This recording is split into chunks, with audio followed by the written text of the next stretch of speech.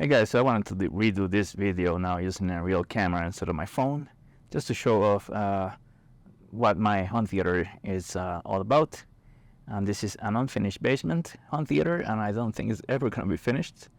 And besides, the home theater itself is a work in progress like forever, so I figured this would be a good time to show it anyway. So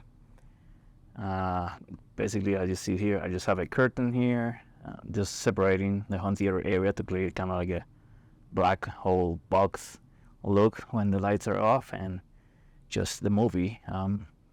It's a triple velvet at the top, and on the back wall there on the screen, and the curtains are not triple velvet, but they're pretty black anyway. Neither is the carpet, but again, it's very black. So overall, it achieves the goal, which is create this black hole and avoid any sort of reflections. So to begin with, the screen is a 152-inch diagonal. It's a Seymour Glacier white screen, a scope screen. So yeah, I love the screen. It's I tested a lot of samples, and that one and the Stewart ST130 G4 were tied for image quality, and so it just came out to which one was less money, because I couldn't tell any difference in quality. So so this one is my favorite. Starting with the LCRs, we got the this one is darker here. Let's move to this one. You can see a little bit better. This is a JBL 590. I love these towers. Are an amazing value on sale. They're like $400 right now, which is insane. And I like them so much that I have them for my left and right, and also for my side and rear surrounds. So yeah, it's 6 of these towers. That's why I named the home theater here is the Stonehenge Cinema. The only thing that is not the same series is this, my favorite center speaker, which is the Rebel C208. After testing a lot of speakers and centers, this was the best one, and also matches very nicely after calibration with the JBL. So yeah, eventually probably I will be getting all Rebels to match, but so far I'm very impressed with the results. I have this, it's a piano finish. I just put a cloth sometimes to prevent it from reflections, but I don't think it's a big deal, but I'm picky. So anyways, this is my LCR. And moving back, let's point up to the ceiling here, and we have PSV Alpha P5s, and they sound very good for Atmos. I wanted something that has more robust sound. Usually the Atmos speakers tend to be tiny sounding. I have the old OWM3s before, and while they do the job and they're like a good price, I always felt that they were lacking some fullness to the sound, and the PSVs are play pretty deep for the size. I crossed them over at 80 hertz anyway, but they still can go lower if I wanted to. So it's a really good change. That's one of the reasons I want to finish this basement, because the ceiling is not very high, so that way I can push them all the way in there and get me a little bit more extra space from the main listening position. So let's see. Next, let's go to the rack here. Or we start with the receiver. This is a Denon 3800H, or the X3800H. And as you see my previous video, where I had the Onkyo and also the 4800 that I was testing, and this was the one that I kept. It's an amazing value, an amazing receiver. This is a media player for 3D, but I don't use a lot of 3D lately. This is an all-monster power conditioner. This is the HTPS 7000, the signature edition, which is blue. Display, the non-signature is red display. Pretty much that's the difference. Below this is the HTPC, which is a recent 5600X and an RTX, what was it? I forgot, 4070, I think it is, yes. Sorry, 3070. So yeah, just below the top 3080 of that generation. And under that is the another monster. This is the AVS 2000, which is a power regulator. And I only use that for the amplifier, basically, which is a monolith 7X, or 7 channels, so 200 watts. 93-pound monster, which is why it's down there, because it's too heavy. So this is my amplification for the main system, the speakers. And moving down here, we come to the other rack, which at the top has my beloved JVC RS540. Freaking insane contrast on blacks for that generation. I tried the NX7 and I just couldn't handle the drop in contrast and black levels. I mean, it's a great, the JVCs are like top of the line anyway when it comes to that, but that generation, the old previous generation, has the deepest blacks and the highest contrast so far. On this, you buy like an NZ9 or something that you get similar, but that's a lot of money, so not gonna happen. And I have a Panamorph 480 lens, anamorphic lens, which it comes in really handy. It gives me extra light boost and also a little bit of detail gain and resolution, because they're using the whole panel instead of like missing some of the panel and the black bars.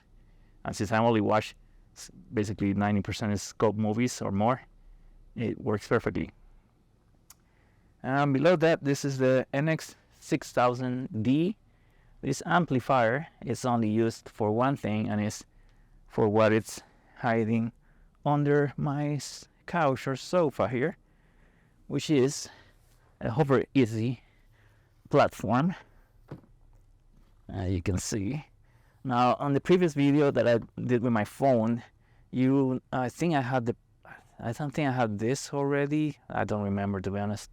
It was cone up, but it was definitely not double stack. So this is a cone up, which means the drivers are facing up instead of down like I had my first generation.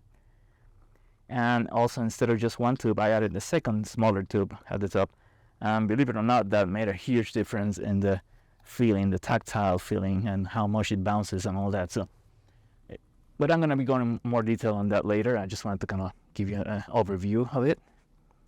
Back here, we have my dual PSA TV 2112 subwoofers, monster subwoofers, 21 inches beasts, and they can give a lot of power, and as you can see, they're very close to the back.